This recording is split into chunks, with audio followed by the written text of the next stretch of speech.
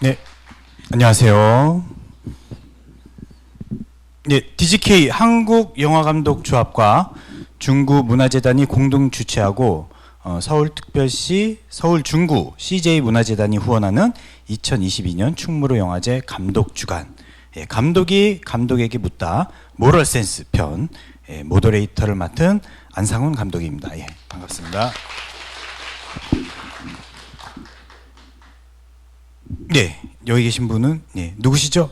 네, 안녕하세요. 저는 모럴센스 연출한 박현진이라고 합니다. 감사합니다.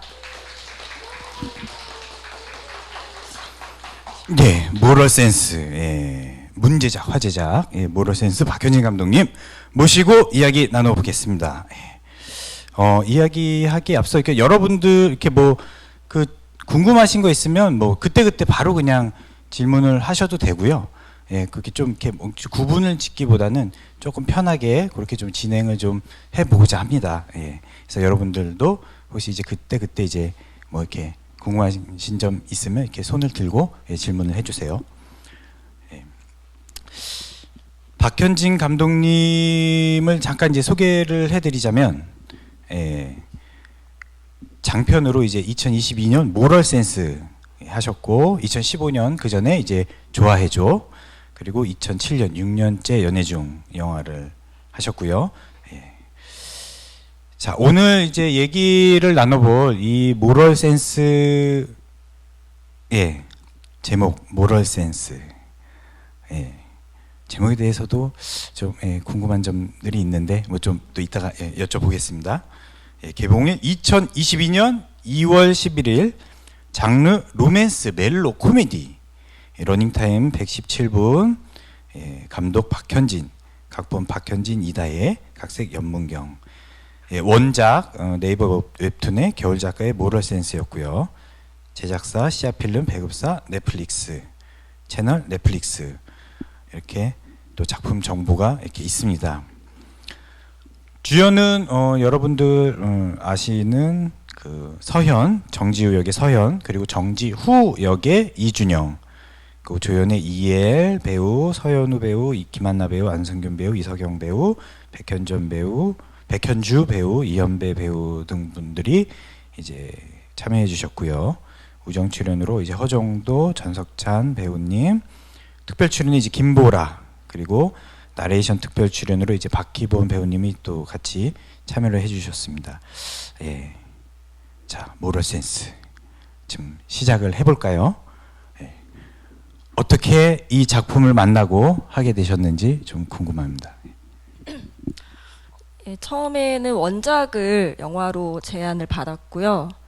저도 처음에 웹툰을 평소에 되게 많이 읽는 편은 아니어서 큰 기대 없이 읽기 시작했던 기억이 나요. 근데 되게 재밌더라고요. 캐릭터가 이제 보신 분들이 여기 많으실 거라고 생각하는데, 여자 캐릭터가 되게 무뚝뚝하고 뭔가 한국 사회에서 직장 생활을 할 때 흔히 이제 여겨지는 친절하고 싹싹해야 인정받고 뭔가 좀 요구되는 어떤 덕목들이 있잖아요. 근데 그런 것과 좀 반대되는 캐릭터라는 게 굉장히 좀 흥미로웠고, 사실 그래서 이 소재가 이 BDSM이라는 것을 잘 모른 채로 이제 봤다가 놀라게 되긴 했죠. 저 역시도 이런 얘기를 이렇게 풀 수가 있구나. 잠깐만. 여기 웹툰 모럴센스 혹시 보신 분 계신가요?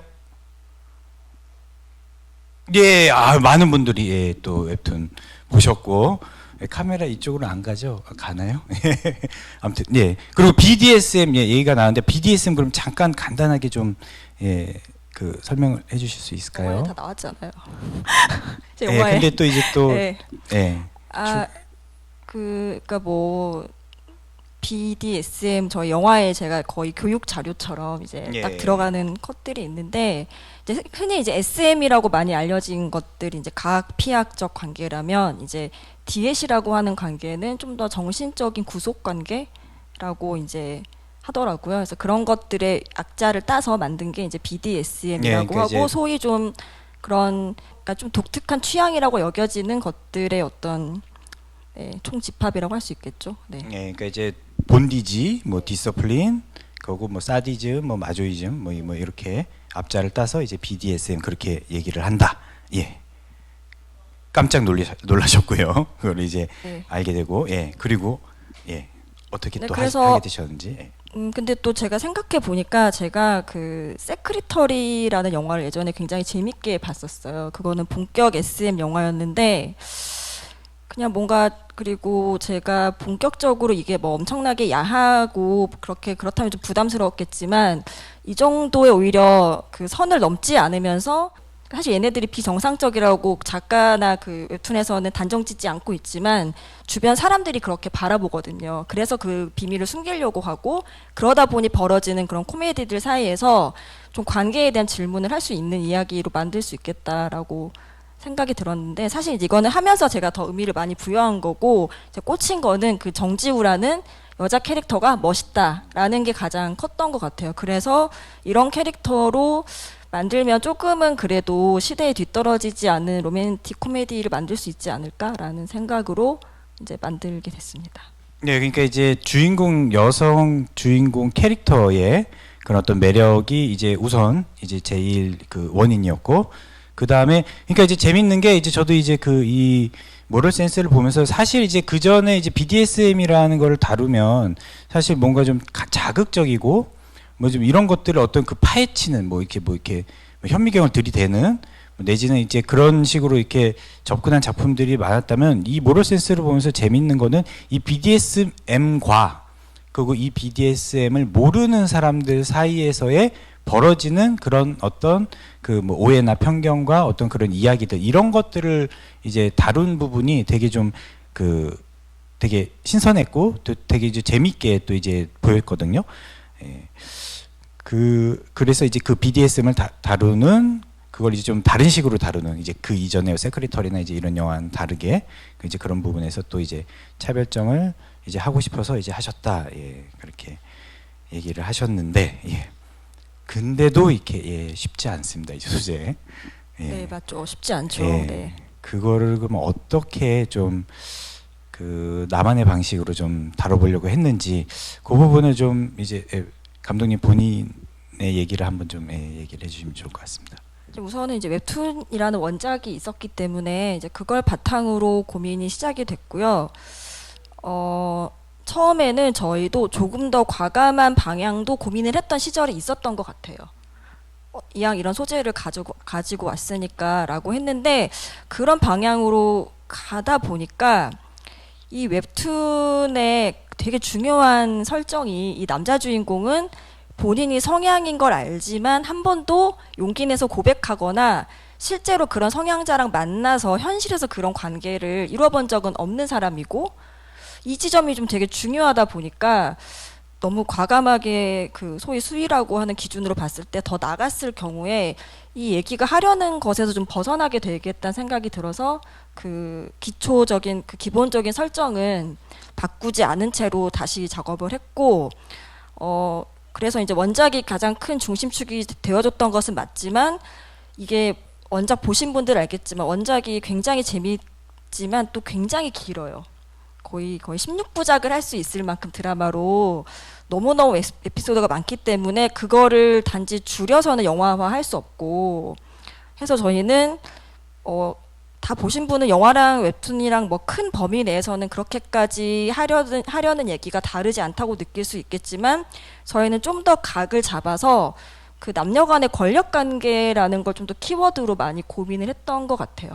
그러니까 실제로 회사에서는 지우 남자 주인공이 대리고 그 지우는 그 밑에 있는 사원인데 그 둘의 이 BDSM 관계에선 역전된다라는 것 그것을 좀 잘 보이게 하는 것이 이제 또 각색 방향 중에 하나였던 것 같아요. 그리고 또 아까 말씀드렸던 것처럼 그래서 저희는 이게 어떤 이 소재라고 하면 기대할 수 있는 되게 자극적인 방향보다는 그렇다고 뭐 자극이 없을 수는 없겠지만 그 선을 넘지 않는 15세를 지향하면서 이거를 각색을 했었습니다.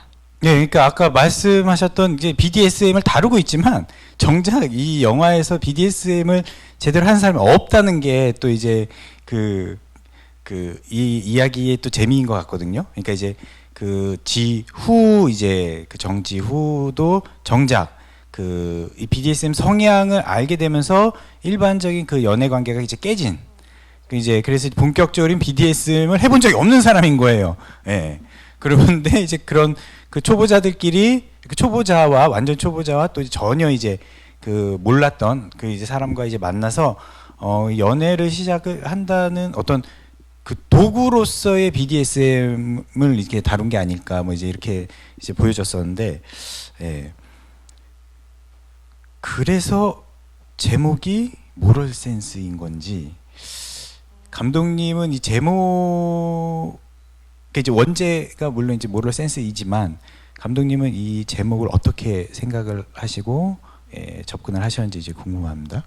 그러니까 좀 사실 제목이 좀 귀에 딱 들어오거나 낯익거나 익숙한 단어들은 아니잖아요. 그래서 저도 그냥 직역해서 그냥 어떤 윤리적인 도덕적인 감각이라고 생각을 하고 뭐 이 작가님께서 정한 제목이시니까 처음엔 이게 뭔가 딱 맞다고 생각은 안 했는데 다 보고 나면 아 이런 질문을 던지는 키워드로 만든 제목이구나라고 이제 생각을 했고 저희 이제 이 제목으로 계속 시나리오를 썼죠. 근데 막상 이거 공개하기 전에는 이제 제목에 대해서 많은 고민과 좀 제안들은 있었어요. 이거를 실제로 영미권에서는 이 단어가 저희가 쓰는 느낌하고 좀 다르게 다가온다고 하더라고요.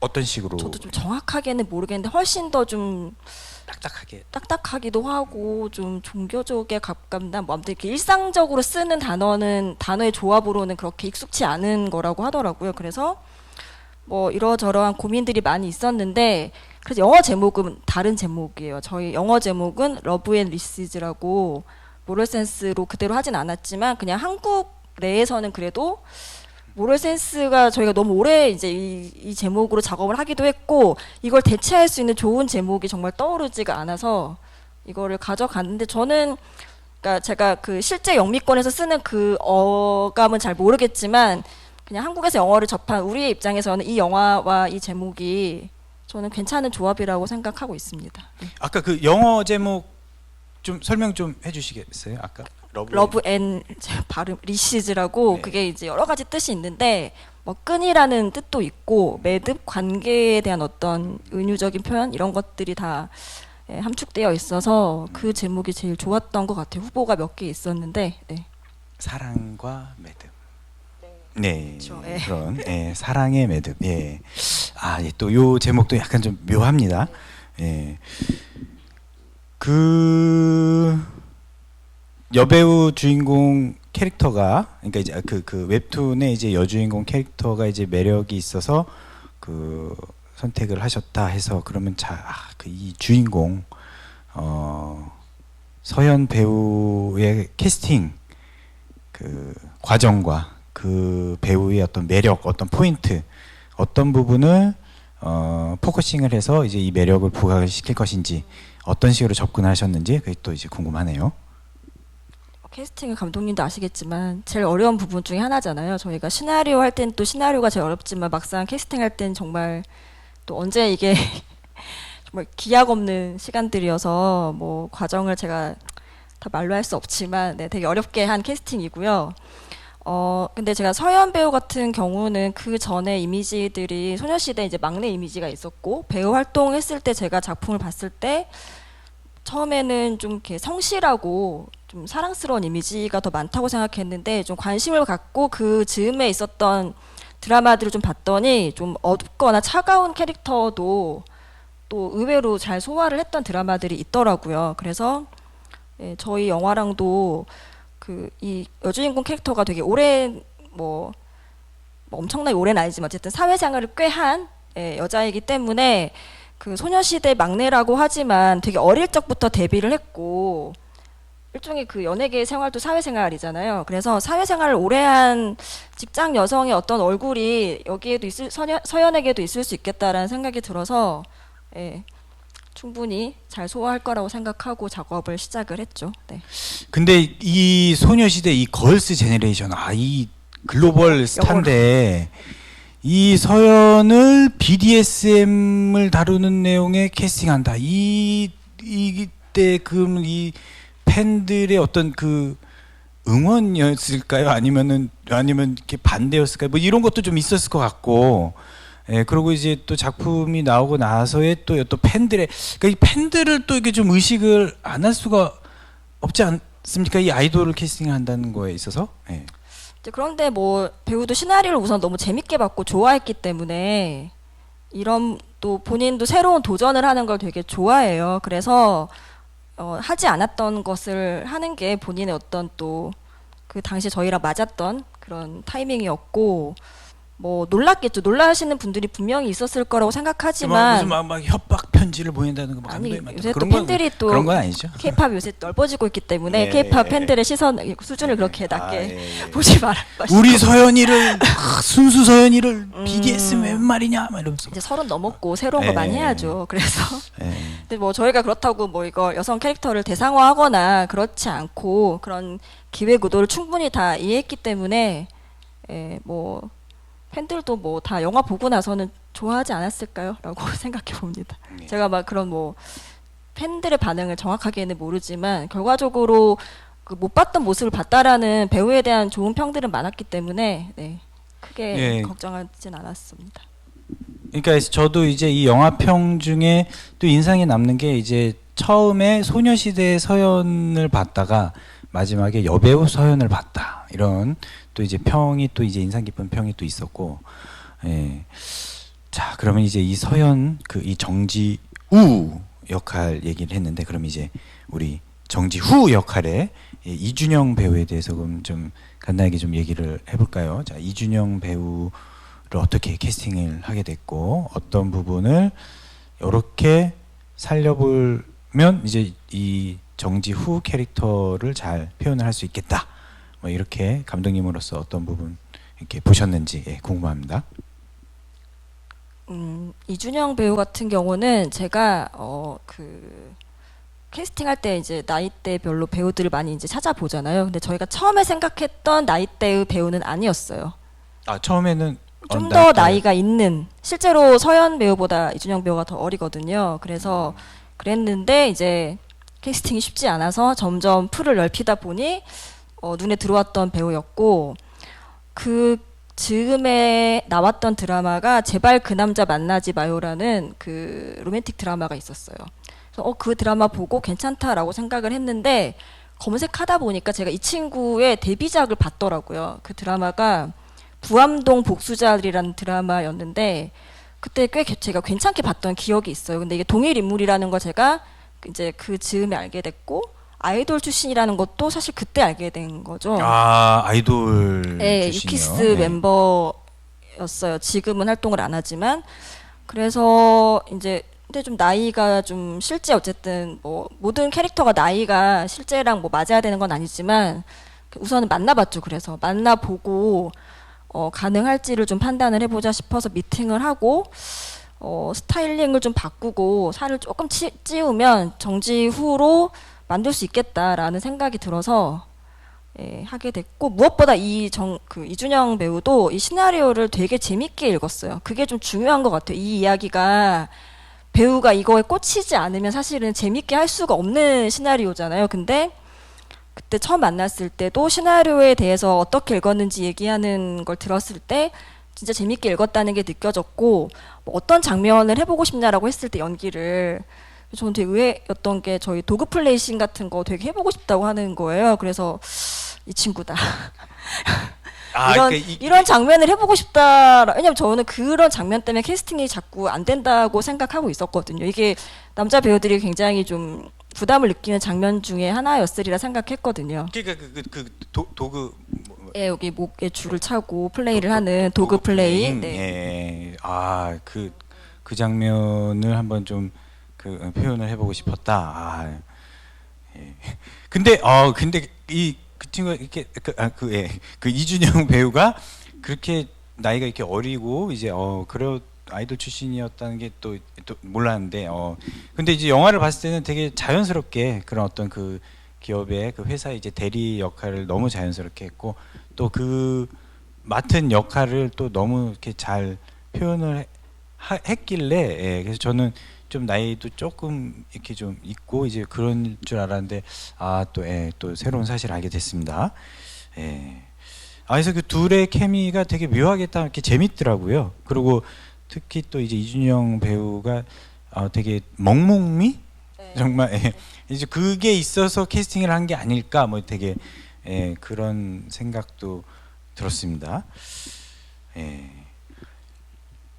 캐스팅 이제 주인공 얘기를 하다 보니까 이게 원래 이제 원작에서 말씀하셨던 것처럼 이제 정지후 역할은 조금 이제 좀 그 일반 사회에서 보는 이제 기업의 이제 대리급 나이가 좀 있는 남자, 그리고 정지우는 그런 그 회사에 다니는 그런 어떤 여성의 모습, 이제 그 웹툰에서는 그게 되게 어떤 기존의 어떤 모습을 이렇게 보여주고 거기에서 이제 관계를 만들어 가는데, 이 웹툰이 이제 원작이에요. 근데 이거가 또 이제 넷플릭스에서 이제 최초로 이제 기획을 해서 영화화한 그 첫 기획 투자작입니다. 저희 감독들은 이게 제일 궁금해요. 어떻게 하면 넷플릭스에 기획 투자로 영화를 만들까? 자, 얘기해 주시죠. 과정이 어떻게 됐습니까? 과정이 그때 이제 코로나 직후였죠. 코로나가 굉장히 영화계에 끼친 영향이 컸고, 모럴센스 역시 그 기로에서 운명이 바뀐 영화 중에 하나인데, 그 전에는 극장용 영화로 개발을 했었어요. 해가지고 캐스팅을 이미 진행하면서 투자도 당연히 극장용 영화로 이제 준비하고 진행을 하고 있었는데, 이제 코로나가 한두 달로 끝나지 않고 이거 어떻게 하지라고 생각할 무렵에, 저는 사실은 이제 너무 이거 한 몇 년 했더니 이미 이제 애정이 생겨버린 거예요. 그래서 하지만 그때 좀 저도 이게 영화가 못 들어갈 수 있겠다라는 생각이 좀 들긴 했었어요. 캐스팅도 쉽지 않고. 그랬는데 그만두긴 너무 아깝고, 그래서 그때 많이들 생각하듯이 드라마로 바꿔야 되나? 한 6부작 정도로, 빠진 씬들도 많으니까 아깝고, 그것들을 가지고 이제 6부작 정도로 시나리오 대본을 다시 만들어야 하나라고 생각했는데, 그때 이제 마침 저희 제작자가 이미 넷플에 조금 타진을 하고 있었던 걸 저에게 알려줬어요. 그래서 영화로 투자를 한번 제안을 해봤다라고 하더라고요. 근데 저는 사실 그때까지는 넷플릭스 코리아가 시작한 지 얼마 되지 않았고 드라마를 위주로 한다고 생각해서 영화를 한다라고 생각을 거의 못했던 것 같아요. 그래서 좀 의아했는데, 뭐 어쨌든 저희 입장에서도 드라마로 한다는 건 다시 또 대본을 시작을 해야 되는데, 그럼 또 1, 2년이 또 그냥 갈 게 눈에 뻔하고, 이미 만들어진 시나리오로 영화로 진행해 보는 게 그 당시로서는 전 생각지 못했던 옵션이지만 가능하면 그것도, 근데 저도 사실 그때 조금 생각하지 않았던 방향이긴 했어요. 이제 극장에서 틀지 않고 넷플릭스에서 영화를 이라고 했지만, 이제 코로나 시기에 이제 그런 뭐 극장이 아니면 안 돼라고 할 수 없는 시기였고, 또 뭐 어쨌든 그래도 투자가 돼야 만들어지는 건데, 이제 투자가 결정이 됐기 때문에 영화가 들어갈 수 있었죠. 그래서 뭐 어떻게 넷플릭스랑 일했냐라고 하시면, 그 전에 저희가 너무 오랜 시간을 썼기 때문에 그 단계에서 이렇게 잘 좋은 선택으로 그 넷플릭스랑 접촉을 했기 때문에 된 거 아닐까.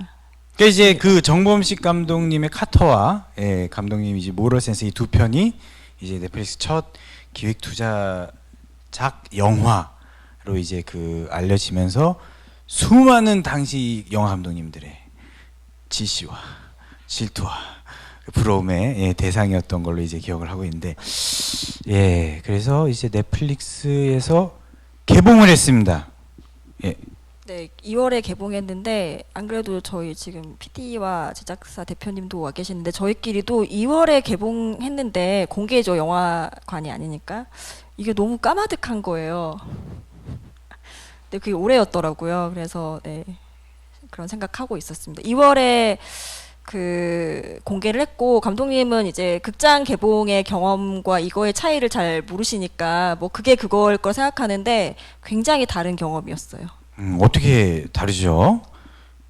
어떻게 다르냐고요? 약간 근데 좀 이제 사실 좀 약간 좀 심심할 수는 있을 것 같아요. 이게 배우들이랑 이제 막 홍보 버스 타고 다니면서 뭐 이렇게 안에서 이렇게 뭐 과자도 까먹으면서 막 이렇게 농담하고 이러면서 극장 뭐 무대 인사 뭐 출동하면 이제 우르르 달려가가지고 뭐 인사하고 그 나오고 이렇게 도는 그런 재미 이런 것들이 또 나름 또 재미인데 예 그런 게 또 좀 어떤 게 좀 달랐습니까? 무대 인사 예. 너무 힘들어서 무대 인사를 안 하는 게 이렇게 뭐 그것 때문에 차이가 크다기보다 극장 상영을 안 한 채로 딱 5시에 딱 올라가니까 되게 이상한 경험이더라고요, 이게. 그것도 전 세계에. 예, 그러니까 그건 또 너무 좋은 점이긴 하죠. 되게 다양한 국가의 분들이 봐주시는 건 되게 좋고, 하지만 동시에 뭔가 이게 영화가 공개가 된다는 게 생각보다 더 허무한 느낌이 좀 사실 들긴 했었어요, 그 당시에는. 네. 그러니까 어떤 일에 그러니까 극장에 걸 때도 약간의 어떤 일을 하나를 이제 마무리를 했고 이제 내 곁을 이제 떠났다. 이제 뭐 요런 어떤 그런 것도 있을 텐데 근데 또 이 넷플릭스로 또 올라가게 되면 이 순간 전 세계에 그 70몇 억의 인간들이 이제 그 사람들에게 좀 이렇게 까발려지는 예. 그러니까 영화 감독들은 항상 작품을 올릴 때마다 이 광화문 내거리에 까발려지는 그런 느낌인데 이게 이제 지구로 까발려지는 느낌, 예, 어떤 느낌일까요? 예.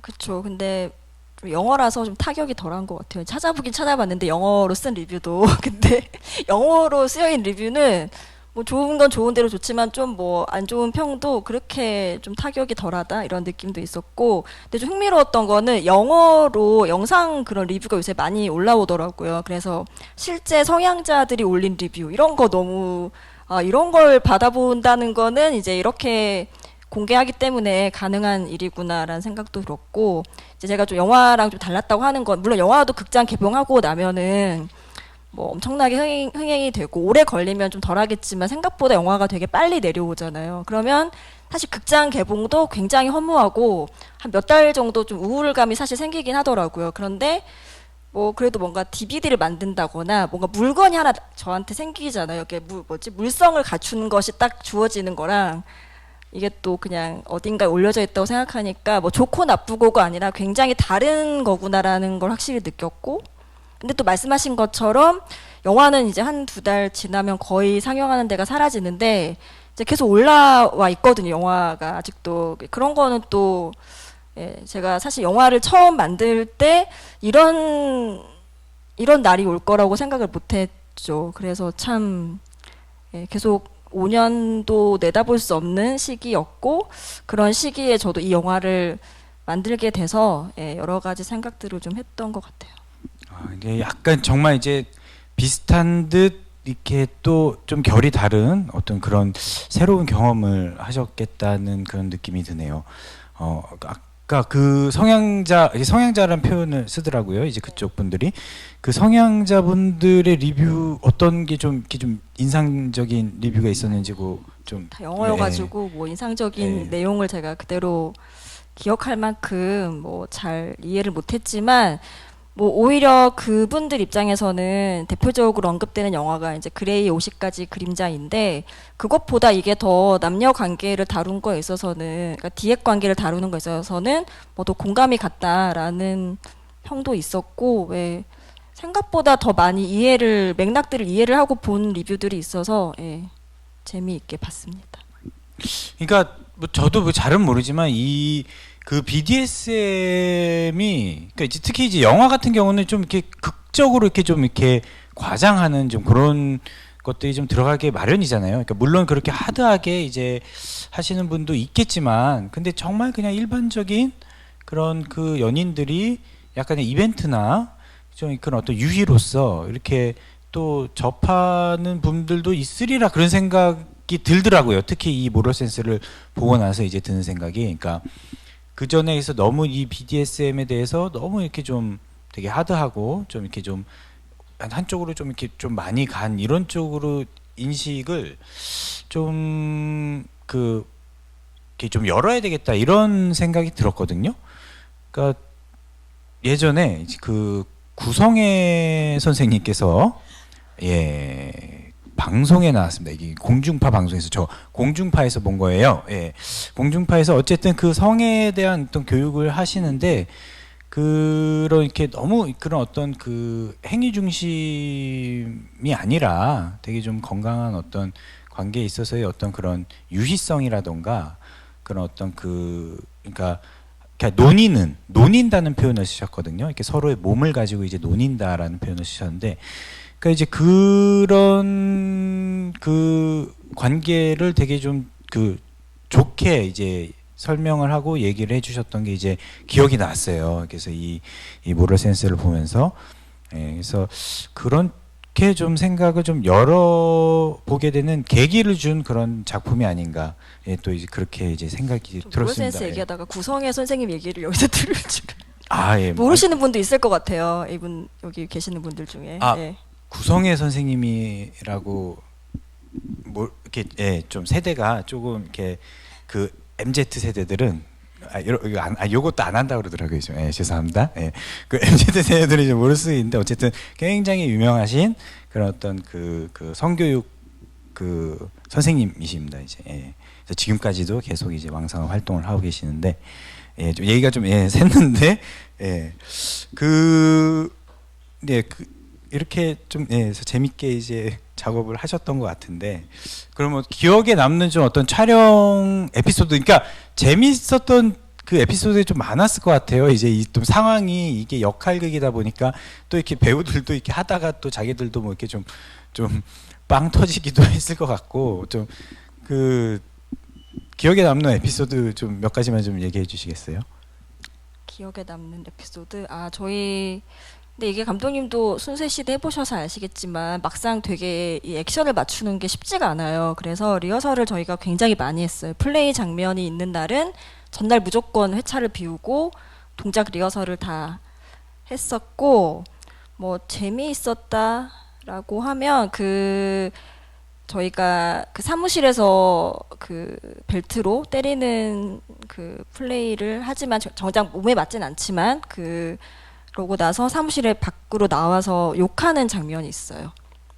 그 장면 찍을 때 이제 계속 동작도 무빙도 많고 배우가 올라가서 막 소리 지르고 해야 되는 것들이었는데 그 컷도 많고 합을 맞추는 과정이 쉽지는 않았지만 이제 되게 배우들이 되게 재밌게 찍더라고요. 그때 좀 둘이 캐릭터를 잡는다라는 느낌이 들었어요. 그게 10회차 정도였는데 이게 발산을 딱 하고 욕을 시원하게 하면서 이제 캐릭터가 좀 잡히는 느낌이 들어서 그날이 좀 되게 이 둘도 즐기고 있구나. 그러니까 이 연기 자체가 되게 재밌어하는 그 기운이 느껴져서 그게 초반에 가장 좀 재밌었던 촬영 날이었던 것 같아요. 네.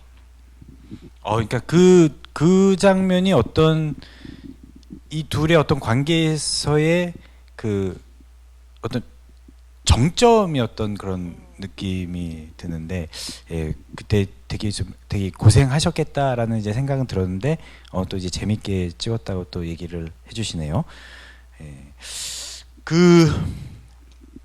근데 이게 또 이제 궁금한 점이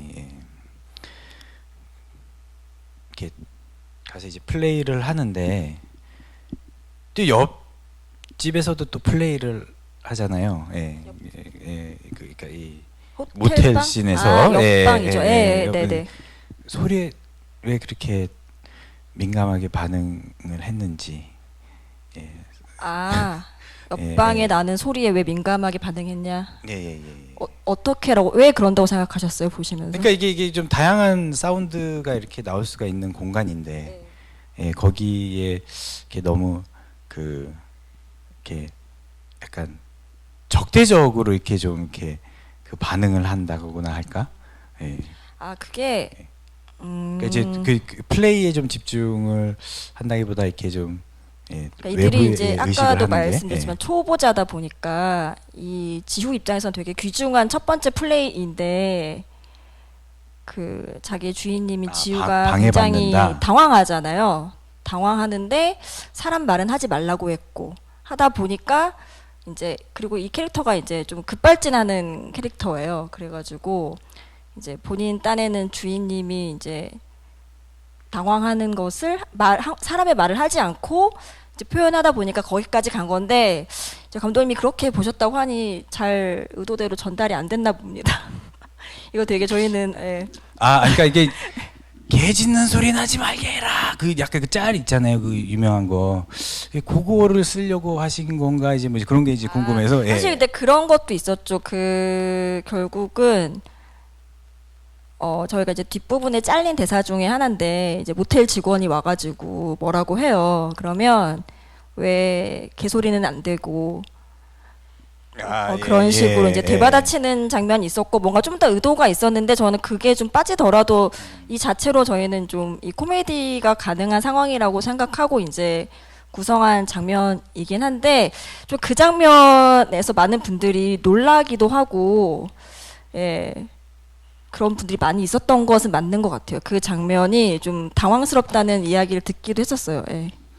그러니까 이게 개소리는 왜 안 돼? 사람 소리는 되면서 왜 개소리는 안 되냐? 뭐 이게 이런 그 모텔 직원의 멘트가 있었군요. 네, 그게 근데 또 이렇게 약간 좀 정리하는 그게 좀 있었으면은 그러면 이렇게 딱 정리가 됐을 텐데 거기 알겠습니다.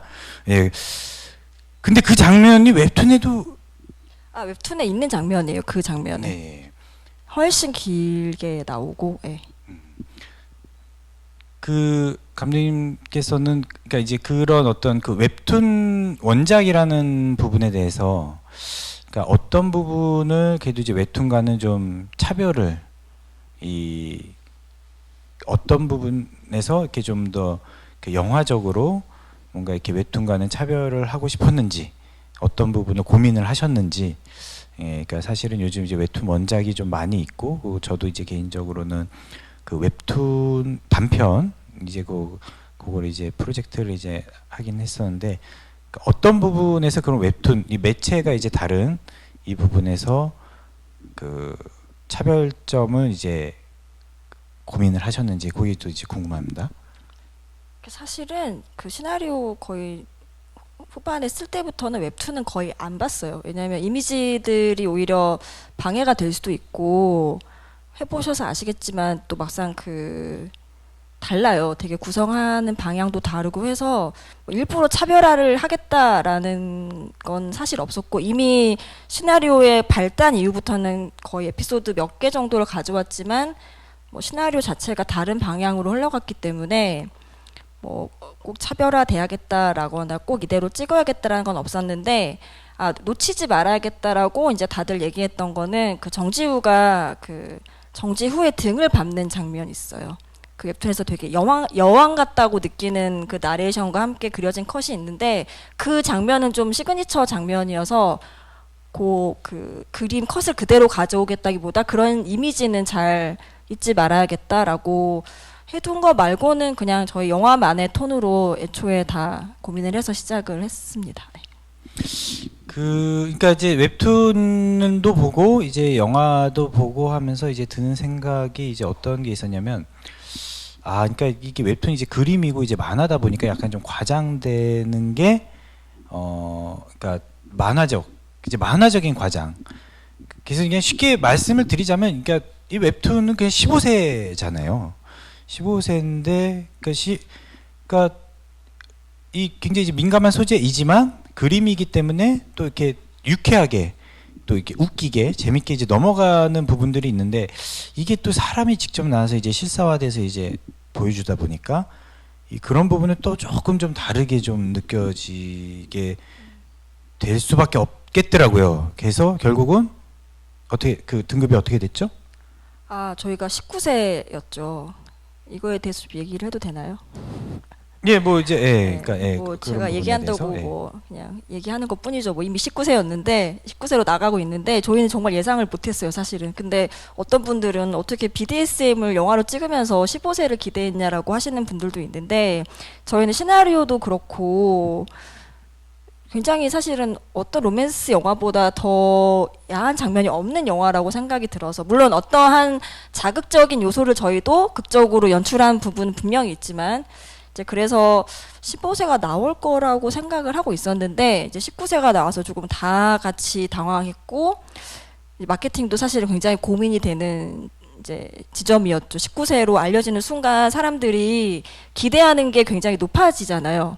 BDSM 19세 그렇게 이제 프레임이 보여질 수밖에 없는 상황이었는데 저희가 그때 재심의를 할 수 있는 시간상 여유도 없었고 재심의를 하려면 컷이든 사운드든 뭘 바꿔야만 재심의를 할 수 있다고 하더라고요. 저도 한 번도 해본 적이 없는데 그렇게 저희가 바꿀 수 있는 또 상황도 아니었고 해서 어쨌든 결국은 19세로 받아들였는데 제가 그때 좀 뭐 당황스러웠던 거는 그 이유가 있는데 모방 위험이 되게 높아서가 컸어요. 그러니까 이게 참 이게 어떤 거는 범죄를 다루는데 뭐 이렇게 뭐 마약도 나오고 막 흉악범 나오고 근데 이제 이런 것도 어떤 것도 15세고 그러니까 근데 이게 단순히 어떤 생소한 어떤 소재였기 때문에 이제 그런 것이 아닐까 이런 생각도 좀 들긴 하거든요. 저도 당시에는 뭐 마약이나 더한 폭력이 나오는 것도 15세로 상영된 게 있는데 아니 BDSM만 유독 이런 거 아닌가라고 생각을 했고 그때는 이런 말 되게 많이 했는데 지금 좀 시간이 지나고 보니까 이게 스트리밍이라는 거에 대한 조금 여건을 생각한 것 같기도 해요. 이제 19세로 나가고 더 어린 친구들이 못 보게 하는 방식 그런 장치들이 있긴 하겠지만 극장보다는 더 볼 수 있는 여건이 생길 수 있잖아요. 누군가가 다른 사람의 아이디로 볼 수도 있고 이러다 보니까 그걸 염두에 둔 영등위의 어떤 선택이었던 것 같은데 이제 당시에는 조금 이게 19세로 나가는 순간 이 영화가 해석이 되게 달라질 수 있겠구나 기대치에 대한 것도 그렇고 그런 생각이 좀 많이 들었던 것 같아요. 근데 이제 이게 19등급 이게 이제 근데 극장 영화의 어떤 19등급이라는 것과 이 OTT에서의 19등급이라는 거에 있어서는 그래도 어떤 차이가 느낌이 어떤 차이가 있었는지 그것도 좀 궁금하긴 하거든요. 그러니까 그 극장 같은 경우는 15세냐 19세냐에 따라서 좀 약간 그 흥행이 좀 달라지는 이제 그런 부분이 있는데 OTT는 그런 부분에서 조금 좀 그래도 마음이 좀 편하지 않았을까 좀 그런 생각은 드는데 어떠셨나요? 그쵸, 뭐 극장 스코어에 비할 바는 아닌데 그냥 다만 저는 이 영화가 이제 19세로 달고 나가는 순간 우리의 기획 의도대로 받아들여지기보다는 자극적인 걸로 이슈를 만들려고 하는 영화로 비칠 수 있겠구나라는 이제 만든 사람으로서 아쉬움이 있다 정도이고 제가 뭐 심의 기준을 정확하게 다 알지는 못해요 저도. 어찌 됐든 이제는 그 영상 매체들이 이제 극장에서 이제 그 채널로 그 플랫폼으로 넘어가는 게 이제 당연한 이제 수순이 되어가는 이 시기에 혹시 이 영상을 보시게 될 관계자분들께서는 뭔가 좀 이 등급제에 대한 어떤 확고한 그런 어떤 기준점을 다시 재정비하는 그런 어떤 계기가 되었으면 하는 그런 부탁의 말씀을 좀 드려보겠습니다.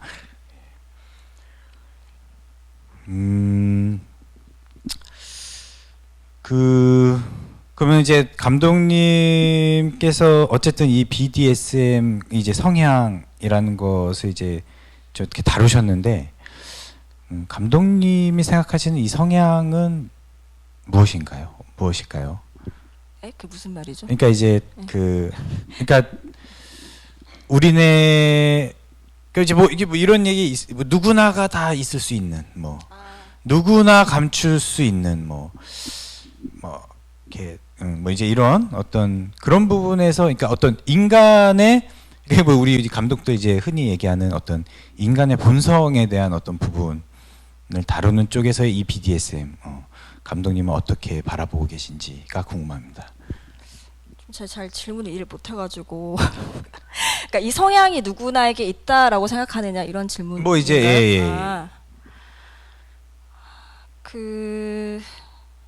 저희 나레이션에서는 좀 그런 식으로 이 얘기를 하긴 했죠. 그러니까 이거를 꼭 어떤 가학 피학을 떠나서 인간관계는 2명 이상만 모여도 권력관계가 발생을 하고 라는 저희가 좀 키워드를 던지기는 했고, 뭐 누구에게나 그렇게 숨겨진 욕망이 있지 않을까요라고 하는 그 배우 서현 배우 아니 뭐죠 그 나레이션으로 시작을 하니까 저희는 뭐 그런 질문을 던지긴 했지만 뭐 누구에게나 있다 없다라고 뭐 제가 얘기할 수 있는 건 아니고, 저도 이 소재로 이야기를 하다 보니까 생각보다 많은 사람들이, 제가 이거 자료조사하면서 커뮤니티나 블로그 같은 데에서 실제 성향자인 분들의 글을 많이 봐서 저 역시도 이제 이걸 계기로 뭐 이해하는 폭이 좀 넓어지기는 했죠. 근데 이런 것에서 이런 소재 아니 얘기하세요. 그래.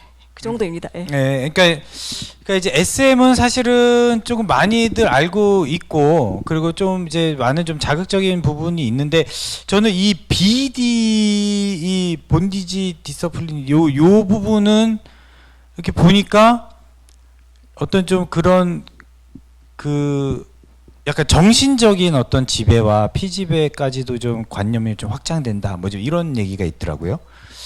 그러니까 이제 또 어떤 분들은 또 이 BDSM이 또 어떤 인간의 어떤 과거의 어떤 트라우마가 있어서 형성이 된다, 뭐 이제 이렇게 얘기를 하시는 분들도 계시고, 아니다, 뭐 이렇게 누구나 뭐 이렇게 특별한 트라우마가 있어서 생기는 것이 아니라 이렇게 인생을 살다 보면, 그러니까 어떤 사람들에게는 그런 어떤 그 지배욕이 생기는 반면에 또 어떤 사람들은 누군가의 밑에 있어야 좀 안도감을 느끼는, 안정감을 느끼는 뭐 이런 사람들이 이제 생길 수가 있다. 이런 식으로 좀 되게 좀 관념이 좀 확장이 되더라고요.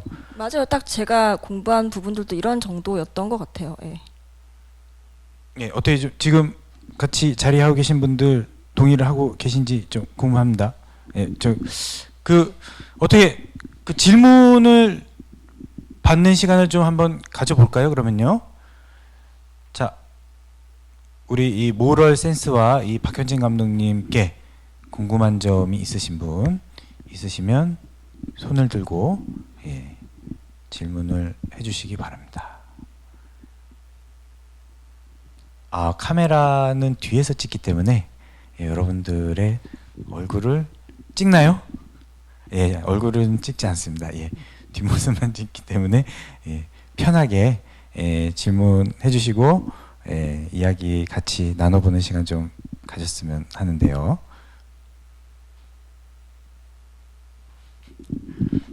예, 예, 한 분 계십니다. 예.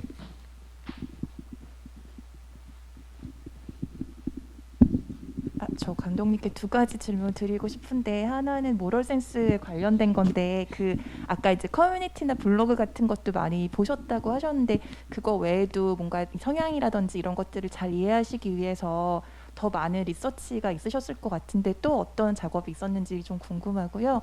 두 번째로는 모럴센스 외에도 감독님께서 약간 이 로맨스 영화 쪽에 정말 많은 재미난 작품들을 많이 만드셨고 팬층도 두터우신데, 어떤 로맨스 이야기를 하시는 것에 조금 흥미를 느끼시고, 또 감독님의 어떤 부분들이 그런 작품들을 잘 만들 수 있는 동력이 된다고 보시는지, 이렇게 두 가지 질문 드리고 싶습니다. 그 커뮤니티가 사실 가장 도움이 됐고요. 그 중에 그 이런 성향자인 분들이 가장 많이 모여 있는 사이트가 있어요. 거기에 저희 시나리오를 같이 썼던 이다혜 작가가 가입을 해가지고 아이디를 공유해서 눈팅을 엄청나게 했어요.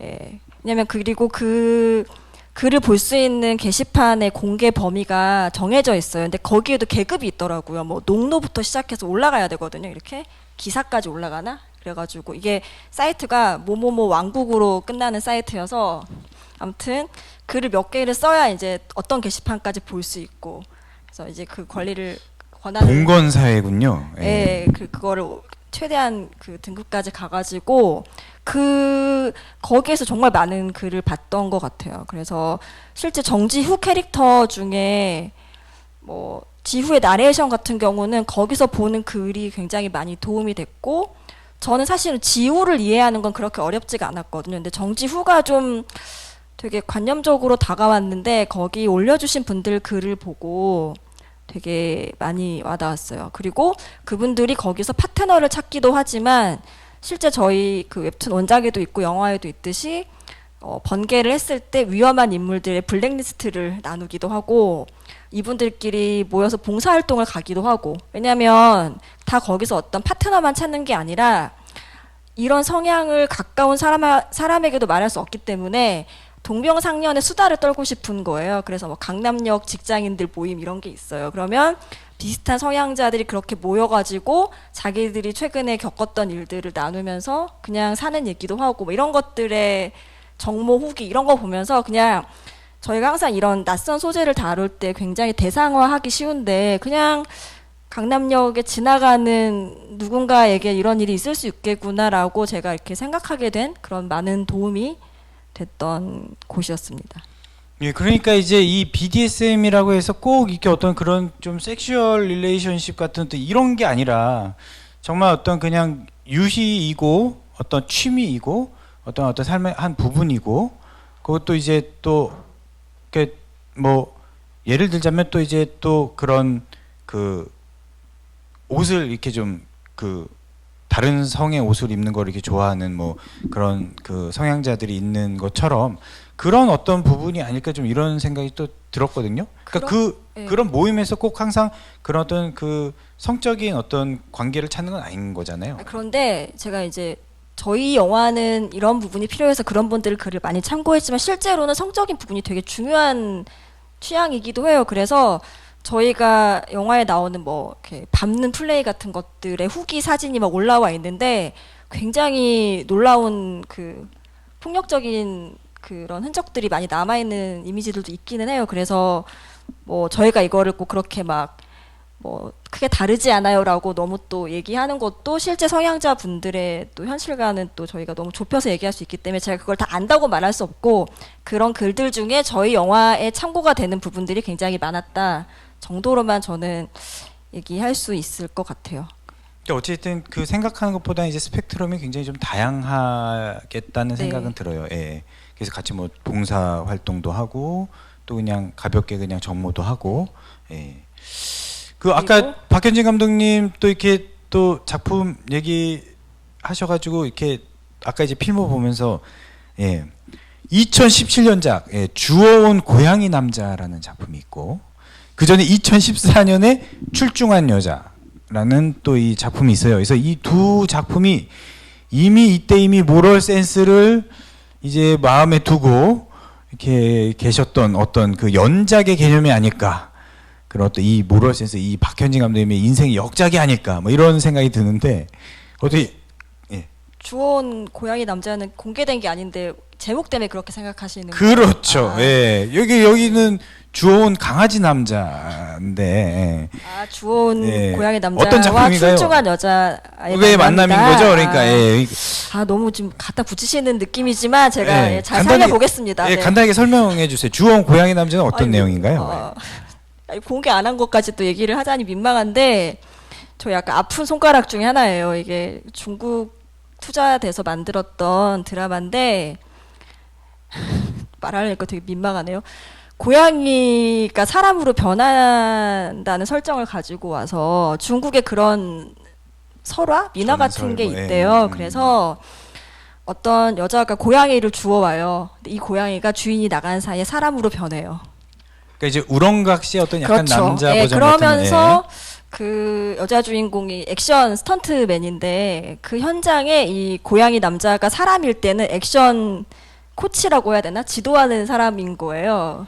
그러니까 이 여주인공에게는 그 고양이와 이 남자가 이 꼬르가 이게 모르죠. 같다는 게 모르는 모르죠. 거죠. 예, 왜 자꾸 얘 나갈까? 왜 또 들어올까? 맘대로 이랬는데 이제 그 사람이 이제 그 고양인 건 모른 채로 로맨스가 벌어지는 중국에서 시나리오를 썼고 그걸 저희가 좀 각색을 해가지고 굉장히 빠른 시간에 저도 그냥 빠르게 정말 사실은 알바한다는 생각으로 하지만 캐스팅이 좋았기 때문에 즐겁게 했지만 결국은 완성 후에 사드가 터져서 공개를 못했어요. 그래서 뭐 이 얘기를 길게 할 건 아닌 것 같은데.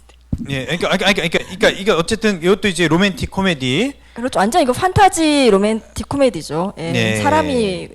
고양이가 사람이 되는 얘기니까. 거기서는 뭐 이렇게 이 남자 주인공이 뭐 이렇게 방울 달고 이렇게 이런 거 없습니까? 예. 고양이 수염도 막 그리고 그래요. 그러니까 예. 예, 여주인공이 막 이제 수염 그려주면서 놀고. 네네. 나중에 고양이인 걸 알게 된 다음에.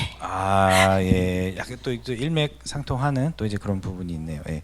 출중한 여자는 어떤 내용입니까? 이거는 웹에 공개가 돼 있는데 뭐 잡지 에디터로 일하는 여성이 주인공인 옴니버스 옴니버스 단편 드라마인데 감독이 다 달라요, 에피소드마다. 그래서 6개 중에 저는 1개를 했습니다. 네. 어쨌든 이 출중한 여자와 그런 어떤 그 주원 남자의 어떤 그런 게 어떻게 좀 도움이 됐습니까? 이 모럴 센스를 연출을 하는 데 지금 있어서. 그거 갑자기 막 붙여가지고 이걸 지금 여기까지 끌고 제가 답을 이걸 어떻게 마무리해야 될지 모르겠고 아까 그 질문하고 도움이 됐습니까? 안 됐습니까? 도움이 뭐 됐겠어요. 너무 다르죠 이게. 그런가요? 근데 제가 아까 네. 죄송합니다. 아니 어떻게 내 책임을 져줄 수가 없어 이 드립을. 포장 이렇게 수년을 이렇게 그 인생을 이렇게 갈았다. 좀 이렇게 좀 포장을 해드리려고 했는데. 그게, 아까 이제 로맨틱 로맨스 영화라는 관점에서 이제 연결시켜서 그 질문을 좀 이어서 얘기를 해보자면 이제 저는 제가 항상 쓴 시나리오만 영화로 만든 감독은 아니에요. 그래서 감독마다 각자 갖고 있는 어떤 위치나 뭐 그 필모그래피의 역사가 다 다르잖아요. 감독님도 그러시겠지만 그래서 아까 말한 주원 고양이 남자는 말 그대로 의뢰를 받아서 그냥 연출만 했던 거고 출중한 여자 같은 경우는 웹드라마기 때문에 되게 부담이 없이 조금 더 제 취향이 묻어나게 만든 드라마였던 것 같아요. 그래서 취향. 네. 말씀하신 취향. 사실은 그러니까 취향이라고 하기보다 제가 사실은 기획한 게 왜 잘 안 들어갈까 영화가 생각해 봤는데 제가 그렇게 극성이 강한 것들을 당시에는 기획하거나 쓰지를 못했더라고요. 근데 출중한 여자라는 거는 잡지 에디터로 일하는 여성이 그때그때 만나는 사람들과 겪는 좀 소소한 소동극이에요. 근데 저는 그런 거는 저는 쉽고 되게 재밌거든요, 저에게는. 그래서 그런 거는 또 영화가 아니다 보니까 어떤 투자나 그 스코어에 대한 부담이 없이 그때그때 그냥 어떤 그때의 기분과 기운으로 만들었던 드라마였고 이제 모럴센스 같은 경우는 제가 처음으로 이제 원작을 가지고 해본 그리고 저로서는 사실 제가 그 당시에는 로맨틱 영화를 좀 잠시 안 하고 다른 장르를 도전할까 생각을 하긴 했었어요. 뭐냐면 저도 그러니까 이게 로맨틱 코미디 말고도 로맨스를 다루는 되게 다른 시선의 영화들이 많잖아요. 그래서 저도 조금은 다른 방향으로 좀 가야 되지 않을까? 어떤 장르를 좀 섞어야 되지 않을까라는 고민을 하고 있던 시기였는데 이제 이 캐릭터가 너무 마음에 드니까 사실은 고민이 좀 되더라고요. 제가 이런 캐릭터가 독특하지 않았으면 그냥 웹툰 원작의 로맨틱 영화였으면 아마 안 했을 것 같아요. 근데 이제 캐릭터에 꽂혀서 시작을 했고 저는 당시에 또 두 번째 영화 같은 경우는 그 로맨틱 코미디 옴니버스 영화였거든요. 근데 그것도 이제 제가 되게 오랜만에 영화를 찍었기 때문에 저의 그 당시에 현실적인 목표는 다음 영화를 빨리 찍는 거였어요. 근데 캐릭터도 괜찮고 원작이 있으니까 시나리오를 되게 빨리 쓸 수 있을 것 같은 거예요. 이제 그게 이제 저의 착각이었죠. 오래 걸려가지고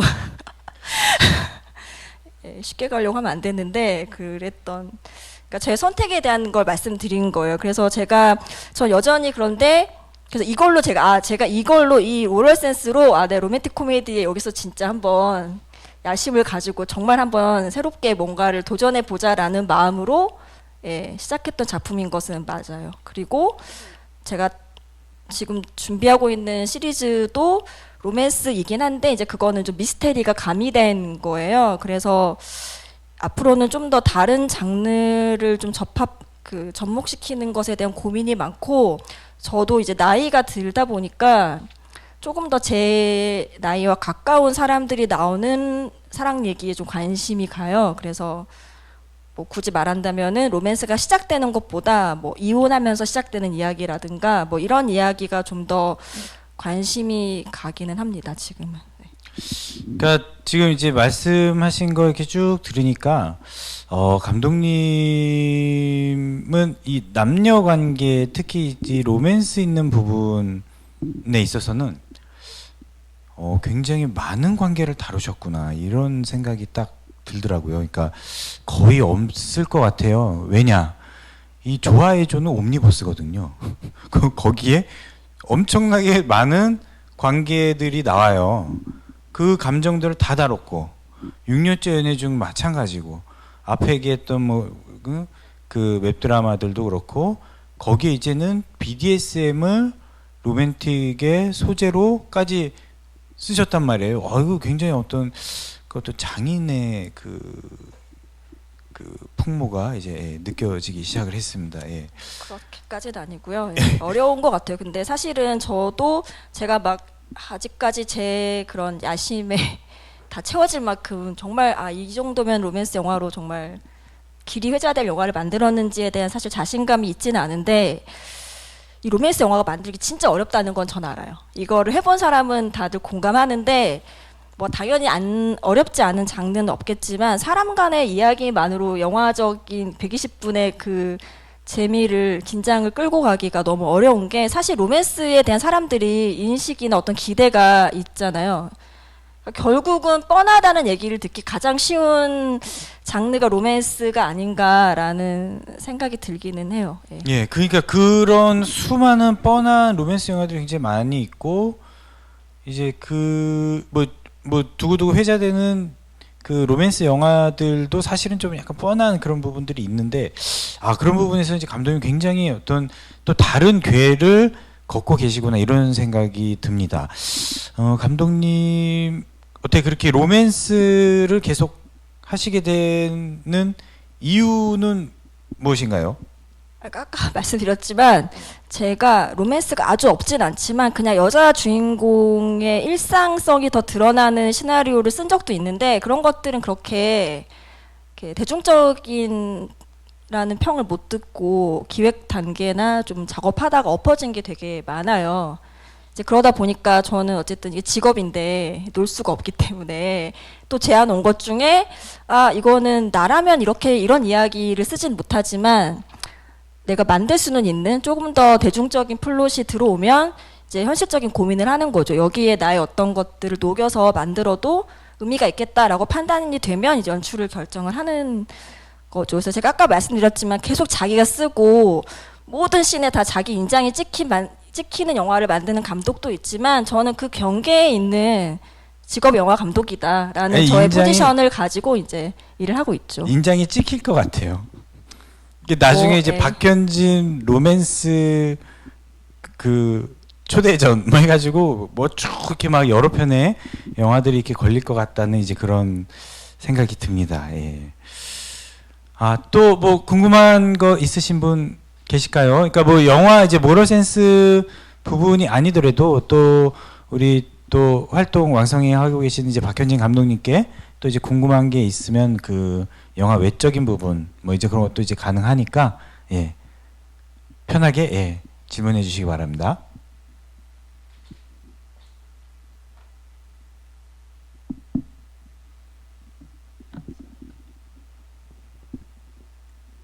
예.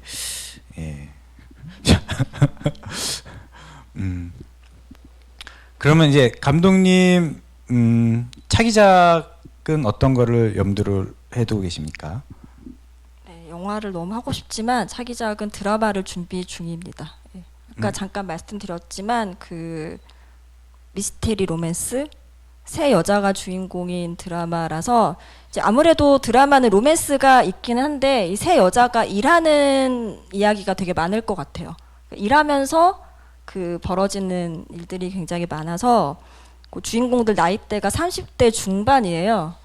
그래서 좀 더 나이가 있는 실제 사회에서 일을 하면서 사랑이 꼭 전부는 아닌 어떤 여자들의 이야기여서 하기로 했고 이제 그거는 작가님이 쓰고 계시고 저는 같이 이제 모니터링하면서 대본 작업하고 있어서 그게 아마 캐스팅이 된다면 캐스팅이 너무 어렵네요. 된다면 그거를 다음 작품으로 들어가게 될 것 같아요. 미스터리 스릴러성이 있는? 그렇죠. 미스테리가 좀 더 가까운 것 같아요. 네. 그러면 이제 거기 이제 근데 이제 로맨스는 사실 이제 그 작품에서 이제 크게 이제 비중은 이렇게 아니요. 커요. 그러니까 반반인데 로맨스가 풀리기도 하지만 그 사이사이에 인간관계의 미스테리가 나오는 거죠. 내가 아는 이 사람에게 몰랐던 면모가 발견되는 거예요. 예, 그게 이제 미스테리 장르의 기법으로 좀 펼쳐지는. 네. 예. 지금 얘기 듣기에도 굉장히 궁금해집니다. 그 멜로, 그러니까 그러니까 남자와 여자 이 휴먼과 휴먼 사이의 이야기가 사실은 어떤 이 인류사의 가장 큰 어떤 이야기거리이자 이제 또 이야기꾼들인 우리 이제 감독들이나 이제 작가들에겐 그 항상 이제 짊어지고 가는 어떤 숙제와 같은 그런 어떤 어려운 이야기인데, 이런 어떤 가장 제일 어려운 소재라고 생각을 해요. 예, 그래서 멜로 한번 섣불리 도전했다가 쓴맛을 아주 제대로 봤던 저로서 계속해서 이 멜로 이 남녀 관계를 주로 이제 이야기를 끌고 가는 작품들을 계속해서 이제 하고 계신 이제 박현진 감독님이 굉장히 대단하다고 이제 생각을 하고 있는데, 앞으로도 이런 어떤 인류사의 숙제와도 같은 이 이야기를 계속해서 이제 좋은 작품으로 남겨주시기를 바란다는 말씀을 드리면서, 정말 궁금한 거 없으신가요? 이제 마무리하려고 합니다. 아무거나. 예.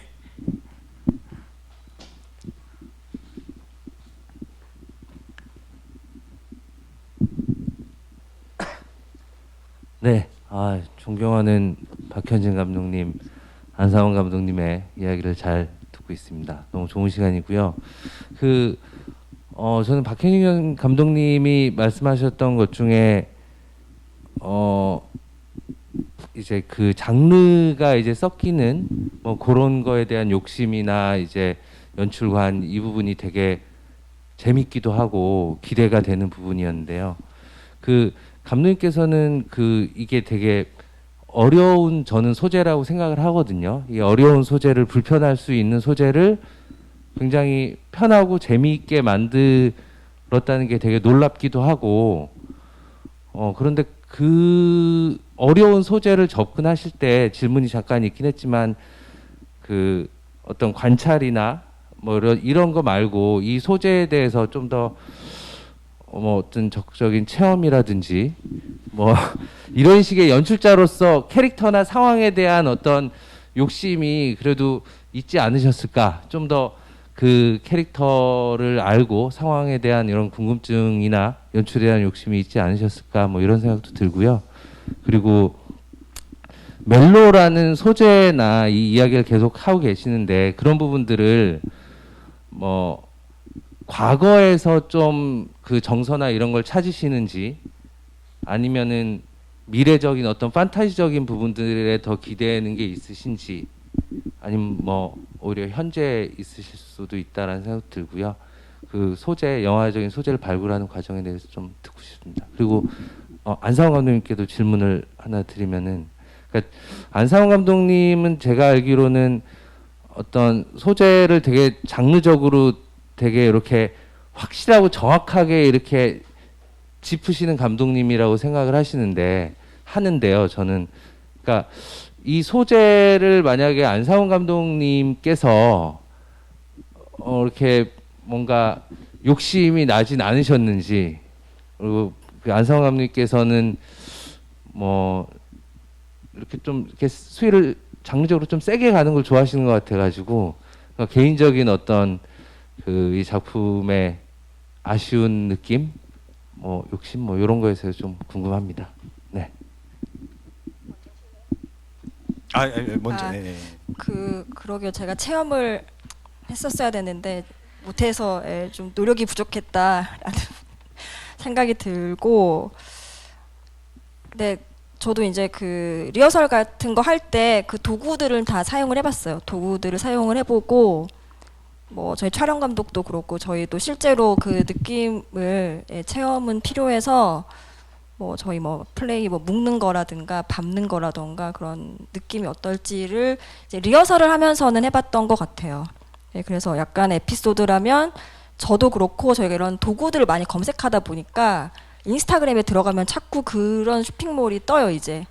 아시죠? 한번 뭐 검색하면 그 다음에 추천으로 뜨잖아요 기반이. 그래서 그런 일이 있었는데, 네, 제가 그런 실제 이 성향자들을 인터뷰를 한 적은 있어요. 제 지인이 소개를 시켜줘서 남자분인데 돔 성향의 디엣에서 돔 성향의 남자분을 만나서 좀 그분의 경험담을 들은 적은 있지만 제가 체험은 저희끼리 리허설할 때가 전부라는 거. 예, 그렇고요.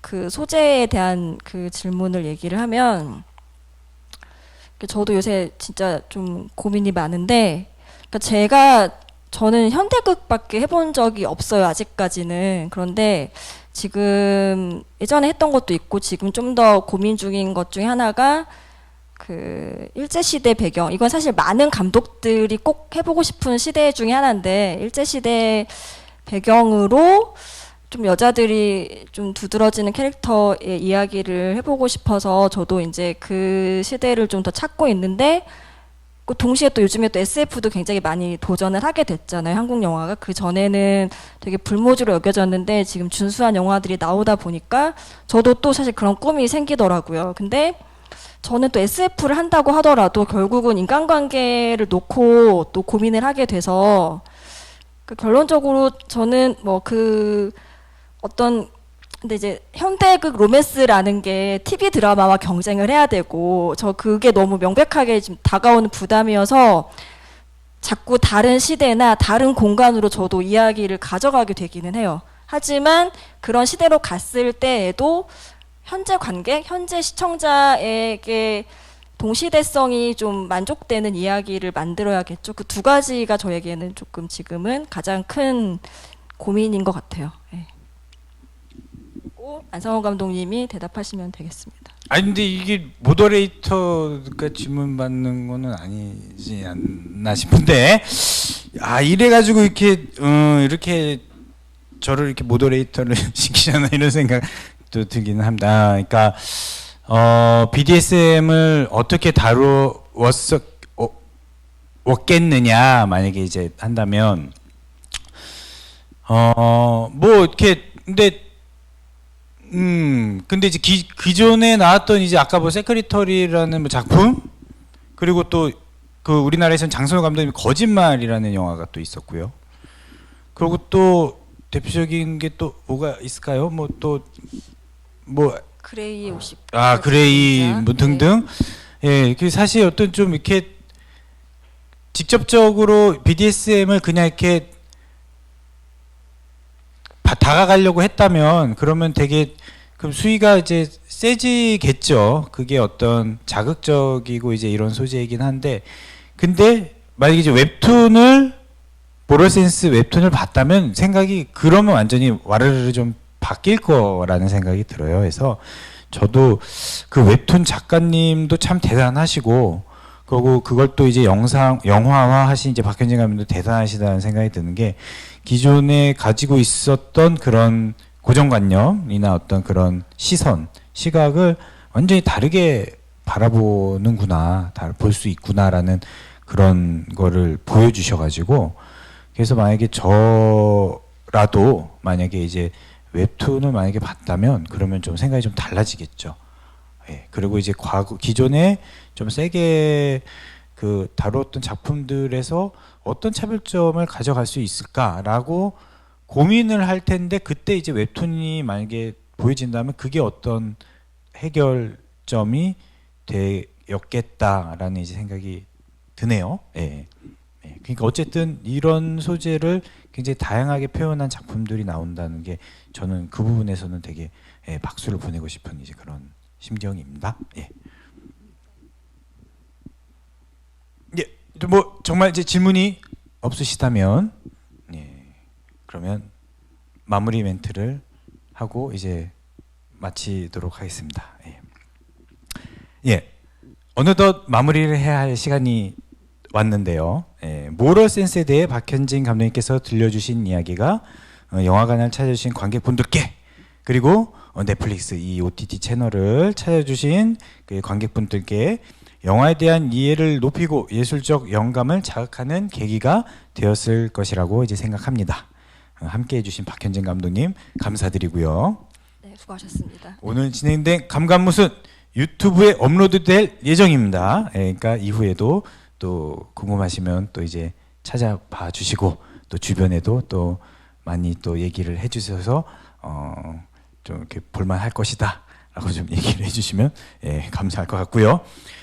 예, 이어서 이제 내일 이 자리에서 이제 12시 30분에 진행되는 감감뭇 미싱 타는 여자들 프로그램에는 이형래, 김정영 감독님께서 게스트로, 이태겸 감독님께서 모더레이터로, 그리고 박성도 음악 감독님께서 초청 게스트로 함께 하시니 많은 관심 부탁드립니다.